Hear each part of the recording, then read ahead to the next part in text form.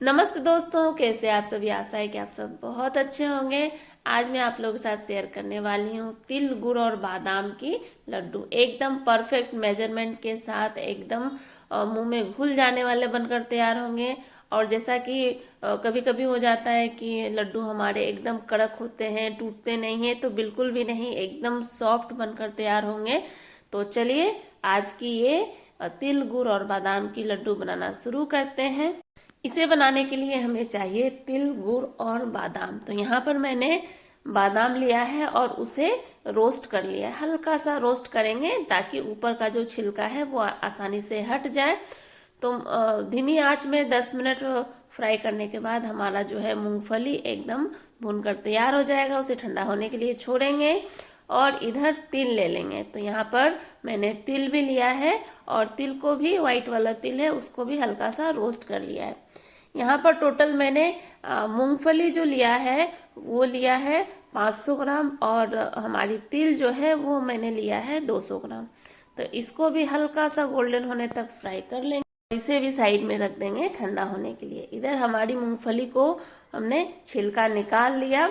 आप चाहे तो बाजार से जो छिलका, बिना छिलका वाली जो मूंगफली मिलती है, आप उसका भी इस्तेमाल कर सकते हैं। तो यहाँ पर देखिए सारे मूंगफली का छिलका निकाल कर अब मैं इसे दरदरा ग्राइंड कर लूँगी। इसे ट्रांसफ़र करूँगी एक ग्राइंडर जार में और इसको पल्स मोड में इसको दरदरा सा पीस लूँगी। दरदरा सा पीसने से क्या है कि उसका छोटा छोटा दाना मुंह में जब आता है तो उसका टेस्ट बहुत ज़्यादा अच्छा लगता है। साथ ही यहाँ पर तिल को भी थोड़ा सा दरदरा ही पीस लेना है, मतलब उसको भी पल्स मोड में 2-3 बार चलाकर इसको पीस लेना है। तो इस सबको मैंने यहाँ पर एक साथ ही रख लिया। अब मैं यहाँ पर मेजरमेंट करूँगी कि मुझे कितना गुड़ लेना है। यहाँ पर मैं एकदम वजन करके और नाप के दोनों ही तरीके से बताऊंगी कि हमें कितना गुड़ डालना है। तो यहाँ पर मैं एक मेजरिंग के लिए कटोरी ले रही हूँ। आप कुछ भी से भी मेजर कर सकते हैं। तो यहाँ पर मैंने कटोरी से नाप लिया। यहाँ मेरा टोटल 3 कटोरी जो है बादाम और तिल का जो मिश्रण जो है वो तैयार हुआ है। कटोरी के मेजरमेंट के हिसाब से मैं यहाँ पर गुड़ लूंगी। 3 कटोरी के लिए 1 कटोरी गुड़, मतलब हमारा जो मिश्रण है वो 3 कटोरी है भर के, और उसमें मैं 1 कटोरी भर के गुड़ का इस्तेमाल करूंगी। और अगर आप वजन के हिसाब से देखिए तो मेरा यहाँ पर टोटल 700 ग्राम के करीब मिश्रण है, क्योंकि 500 ग्राम मैंने मूंगफली लिया था, उसका छिलका भी थोड़ा सा निकला था, और हमारा जो तिल था वो 200 ग्राम था। तो उस हिसाब से मैंने यहाँ पर टोटल गुड़ जो लिया है वो है हमारा 250 ग्राम। तो मैंने यहाँ पर 700 ग्राम टोटल मिश्रण में 200 नहीं, 250 ग्राम मैंने गुड़ का इस्तेमाल किया है। और गुड़ को क्या करेंगे, कढ़ाई में थोड़ा सा पानी डालकर, एकदम थोड़ा सा पानी डालकर गुड़ को डाल देना है पिघलने के लिए कम आंच में। और धीमी आंच पर जब ये अच्छे से पकने लगे तब इसको पानी के साथ चेक करना है। हमारी चाशनी जो है बहुत ज़्यादा कड़क नहीं बनेगी, तो इसको इसका जो है 2-3 बूंद गुड़ का चाशनी का, जो गुड़ का चाशनी जो बन रहा है उसका 2-3 बूंद डालेंगे पानी में, ठंडा पानी में। और जब वो ठंडा होकर सिमटने लगे, मतलब एक जैसा लड्डू जैसा बन जाए, तब इसका मतलब है कि हमारा जो है चाशनी, गुड़ वाली चाशनी जो है बनकर तैयार हो गया है। अब इसमें क्या है, 1/4 चम्मच, एकदम छोटा सा, 2 चुटकी कह सकते हैं। तो यहाँ पर 1/4 चम्मच जो है मैंने बेकिंग सोडा डाला, साथ ही 1 चम्मच घी डाला। घी डालने से क्या है, जो हमारा लड्डू है सॉफ्ट एकदम बनेंगे। तो इसमें अब जो है इस स्टेज पर थोड़ा थोड़ा करके हमें बादाम और तिल का जो मिश्रण है उसको डालना है और अच्छे से मिलाते जाना है।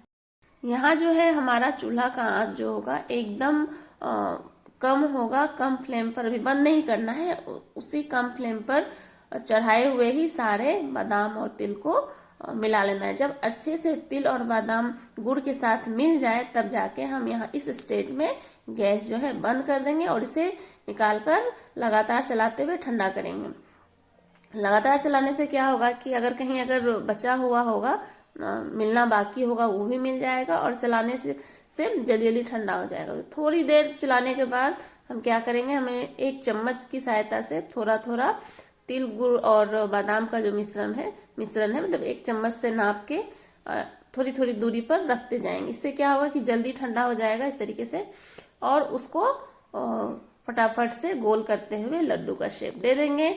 आप छोटा बड़ा जिस शेप का भी चाहें लड्डू बना सकते हैं। बहुत ही स्वादिष्ट बनकर तैयार होती है। इस तरीके से जब हम लड्डू बनाकर तैयार करते हैं तो बहुत ही स्वादिष्ट बनता है और ये स्टोरेबल भी होता है। इसको कम से कम 15 से 20 दिन तक आप ऐसे ही बाहर किसी जार में एयर टाइट कंटेनर में डालकर रख सकते हैं। लेकिन शर्त ये है कि ये बचना चाहिए। 15-20 दिन चलना तो मुझे तो लगता है कि ये एक सप्ताह भी मुश्किल से चल जाए उतना ही काफ़ी, क्योंकि इतनी टेस्टी ये लड्डू बनकर तैयार होती है। इस तरीके से झटपट इसे आप बना सकते हैं। और मेरी रेसिपीज़ आपको अच्छी लगती है तो प्लीज़ एक बार इस रेसिपी को ट्राई कीजिए, मेरे वीडियोस को लाइक कीजिए, चैनल को सब्सक्राइब कीजिए, ताकि मुझे आप लोगों से मोटिवेशन मिलता रहे और मैं इसी तरह से अपनी कुकिंग एक्सपीरियंस आप लोगों के साथ शेयर करती रहूं। मैं आपको एक लड्डू तोड़ के दिखाती हूँ। देखिए कितने अच्छे तरीके से टूट जा रहे हैं। इसको तोड़ने में ना ही मेहनत लग रहा है, ना ही ये अपने से टूट रहे हैं। मतलब ऐसा भी नहीं है कि इसको रख दिया तो ये टूट गया है, बिल्कुल भी नहीं। बहुत अच्छे बनकर तैयार होते हैं। तो प्लीज़ मेरे मिलते हैं तब तक अगली वीडियो में। Take care, bye bye.